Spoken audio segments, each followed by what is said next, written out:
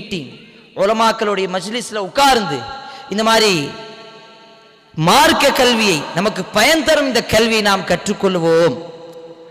நாம் கற்றுக்கொண்டால்தான் நமக்கு ஒரு பயம் வரும். அதனால் தான் அல்லாஹ்வுடைய தூதர் ஸல்லல்லாஹு அலைஹி வஸல்லம் சொன்னார்கள், ஒரு ஆலிம், ஆலிம் என்றால் என்ன? மார்க்க கல்வியை தெரிந்தவன். மார்க்க கல்வி தெரிந்தவன் யார்? அல்லாஹ் சூரத்துல் ஃபாத்திரில் கூறுகின்றான், இன்னமா யக்ஷல்லாஹ மின் இபாதிஹில் உலமா. அல்லாஹ்வை பயந்தவன் தான் ஆலிம்.